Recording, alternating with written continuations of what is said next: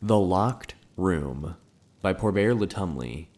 Written and distributed sometime in the Second Era, prior to the Imperial Interregnum. Originated in the province of High Rock. Entered into the Synod Library on the 21st of Sun's Height, 4th Era, 452. Dictated by head scribe Cassius Quill to the scribe initiate Maxima Brucius for transcription. Yana was precisely the kind of student her mentor Arthcamu despised, the professional amateur. He enjoyed all the criminal types who were his usual pupils at the stronghold, from the common burglar to the more sophisticated blackmailers, children and young people with strong career ambitions which the art and science of lockpicking could facilitate. They were always interested in simple solutions, the easy way, but people like Yana were always looking for exceptions, possibilities, exotica. For pragmatists like Arthcamu, it was intensely vexing. The Red Guard maiden would spend hours in front of a lock, prodding at it with her wires and picks, flirting with the key pins and the driver pins, exploring the hull with a sort of casual fascination that no delinquent possesses. Long after her fellow students had opened their test locks and moved on, Yana was still playing with hers. The fact that she always opened it eventually, no matter how advanced a lock it was, irked Arthcamu even further. "You are making things much too difficult," he would roar, boxing her ears. "Speed is of the essence, not merely technical know-how. I swear that if I put the key to the lock right in front of you, you'd still never get around to opening it." Yana would bear Arthcamu's abuse philosophically. She had, after all, paid him in advance. Speed was doubtless an important factor for the picker trying to get somewhere he wasn't supposed to go, with the city guard on patrol behind him, but Yana knew it wouldn't apply to her. She merely wanted the knowledge. Arthcamu did everything he could think of to encourage Yana to move faster. She seemed to perversely thrive on his physical and verbal blows, spending more and more time on each lock, learning its idiosyncrasies and personality. Finally, he could bear it no longer. Very late one afternoon, after Yana had dawdled over a perfectly ordinary lock, he grabbed the girl by her ear and dragged her to a room in the stronghold far from the other students, an area they had always been forbidden to visit. The room was completely barren, except for one large crate in the center. There were no windows, and no other door except for the one leading in. Arthcamu slammed his student against the crate and closed the door behind her. There was a distinct click of the lock.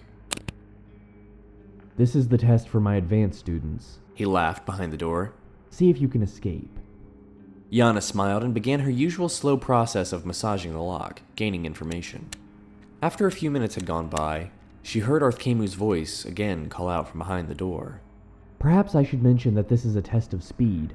You see the crate behind you? It contains a vampire ancient who has been locked in here for many months. It is absolutely ravenous. In a few minutes' time, the sun will have completely set, and if you have not opened the door, you will be nothing but a bloodless husk." Yana considered only for a moment whether Arthcamu was joking or not. She knew he was an evil, horrible man, but to resort to murder to teach his pupil? The moment she heard a rustling in the crate, any doubts she had were erased. Ignoring all her usual explorations, she jammed her wire into the lock, thrust the pegs against the pressure plate, and shoved open the door. Arthcamu stood in the hallway beyond, laughing cruelly. "So now you've learned the value of fast work." Yana fled from Arthcamu's stronghold, fighting back her tears. He was certain that she would never return to his tutelage, but he considered that he had taught her at last a very valuable lesson. When she did return the next morning, Arthcamu registered no surprise, but inside he was seething.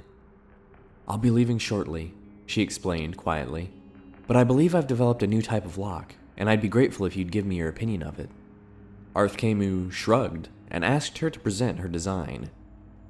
"I was wondering if I might use the vampire room and install the lock. I think it would be better if I demonstrated it." Arthcamu was dubious, but the prospect of the tiresome girl leaving at last put him in an excellent and even indulgent mood. He agreed to give her access to the room. For all morning and most of the afternoon, she worked near the slumbering vampire, removing the old lock and adding her new prototype. Finally, she asked her old master to take a look. He studied the lock with an expert eye and found little to be impressed with. "This is the first and only pick-proof lock," Yana explained. "The only way to open it is to have the right key." Arthcamu scoffed and let Yana close the door, shutting him in the room. The door clicked and he began to go to work. To his dismay, the lock was much more difficult than he thought it would be. He tried all his methods to force it, and found that he had to resort to his hated student's method of careful and thorough exploration. "I need to leave now," called Yana from the other side of the door. "I'm going to bring the city guard to the stronghold. I know that it's against the rules, but I really think it's for the welfare of the villagers to not have a hungry vampire on the loose. It's getting dark, and even though you aren't able to unlock the door, the vampire might be less proud about using the key to escape. Remember when you said, if I put the key to the lock right in front of you, you'd still never get around to opening it?" Wait! Arthkemu yelled back.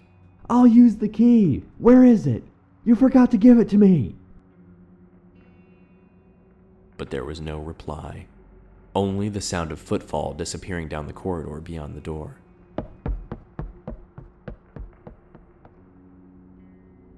Arthkemu began to work harder on the lock, but his hands were shaking with fear.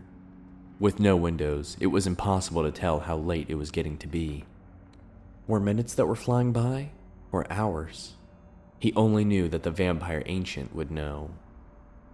The tools could not stand very much twisting and tapping from Arthkemu's hysterical hands. The wires snapped in the keyhole, just like a student. Arthkemu screamed and pounded on the door, but he knew that no one could possibly hear him. It was while sucking in his breath to scream again, he heard the distinct creak of the crate opening behind him.